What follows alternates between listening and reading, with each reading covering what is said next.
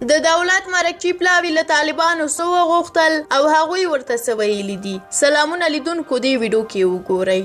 د افغان دولت مذاکره کوونکي ټیم مشر معصوم ستانکزي د دواړو پلاوو عمومي غونډه کې د طالبانو له مرکچي پلاوي غوښتي چې لومړی د خلکو پر خوندیتوب غور وکړي او بیا د پر اصولو او قواعدو صلاح وکړي. د ښاغلي ستانکزي په وینا د جګړې درېدو او اوربند په صورت کې به د سولې خبرې په منظمه توګه مخته لاړې شي. نوموړي په داسې مهال له طالبانو د روانې جګړې د ودرېدو غوښتنه کړې چې د دې ډلې د مرکچي ټیم مشر شیخ عبدالحکیم ویلي د دوی جګړه د واک د ترلاسه کولو لپاره نه، بلکې د دې لپاره ده چې په افغانستان کې یو اسلامي نظام رامنځته شي. بلخوا ملګرو ملتونو هم په یو پریکړه لیک کې د تاوتریخوالي د کمیدو غوښتنه کړې او له دواړو غاړو یې غوښتي چې دایمي اوربند وکړي. په ورته مهال د هیواد پخواني ولسمشر حامد کرزي هم ویلي دي چې د افغانستان اساسي قانون تعدیل ته اړتیا لري، خو په وینا یې دا کار د مرکچي پلاوي په صلاحیت کې نه دی. تر دې څه موده مخکې د ملي روغې جوړې علي شورا رئیس عبدالله هم ویلي و چې که د سولې خبرو په پایله کې اړتیا شوه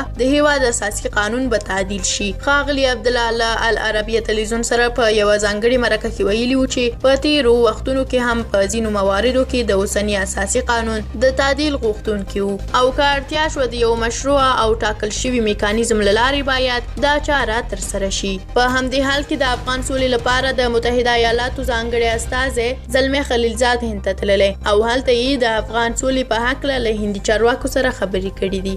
له تاسو مننه چې ویډیو مو تر اخره ولیدله. که مو خوښه شوي وي نو لایک یې کړئ حتما در سره. که زموږ یوټیوب چینل مو سبسکرایب کړی نه وي نو سبسکرایب یې کړئ تر څو زموږ نورې ویډیوګانې هم وګورئ. تر بیا یو بلې ویډیو په لوی او بخښونکي خدای مو سپارم. هر چیرته چې یاست اباد او خوشحاله اوسئ.